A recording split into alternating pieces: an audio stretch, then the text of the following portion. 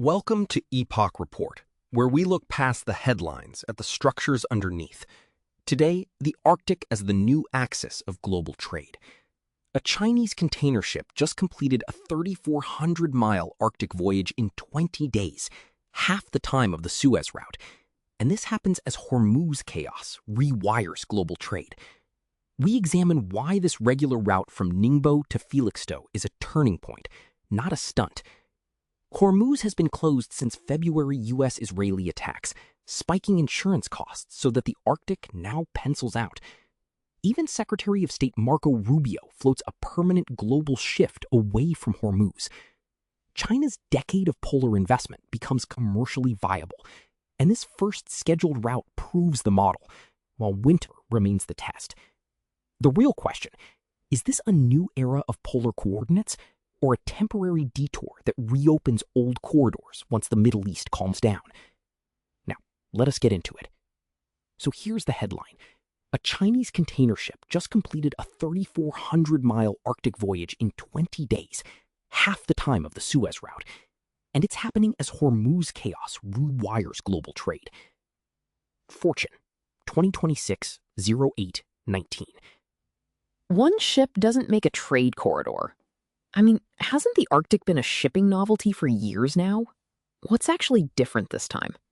Fair point, but this isn't a stunt. China's Sea Legend line launched its first regular Arctic route from Ningbo to Felixstowe, cutting transit time by half compared to Suez. Regular means scheduled, not experimental. Fortune, 2026-08-19. Okay, but the economics have always killed Arctic shipping before. Icebreakers, insurance, unpredictable weather. What's changed to make it viable now, besides a headline? Hormuz has been effectively closed since U.S.-Israeli attacks on Iran in February, and Houthi threats keep disrupting Bab el-Mandeb. Fuel and insurance costs have spiked so badly that a longer but still short Arctic route now pencils out. Fortune, 2026-08-19. So we're supposed to believe a Middle East crisis is making the Arctic Ocean a permanent highway? That feels like a temporary detour, not a structural shift. What happens when Hormuz reopens? That's the part people are missing.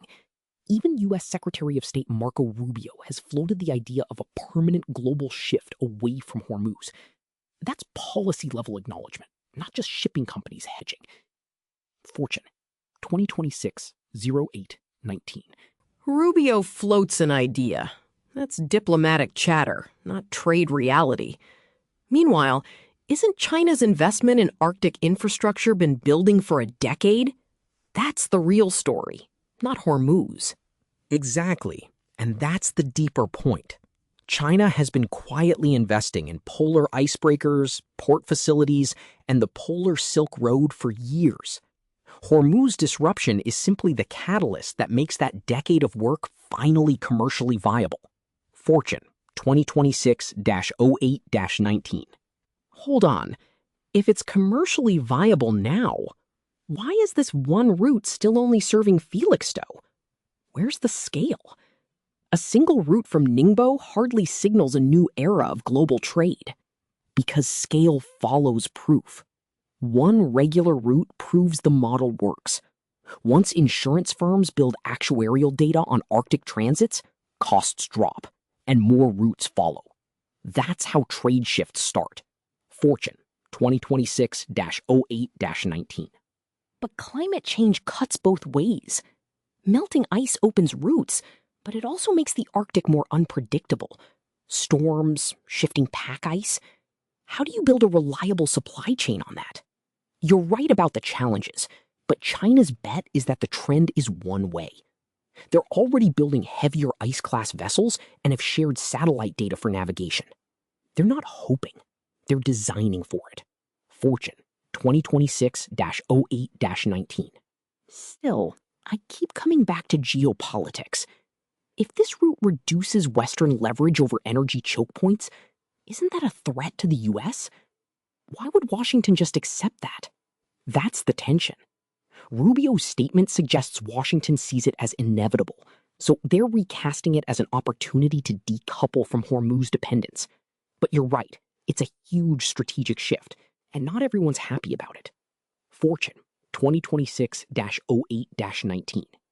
So the mainstream story, temporary disruption, we'll ride it out, is basically wrong.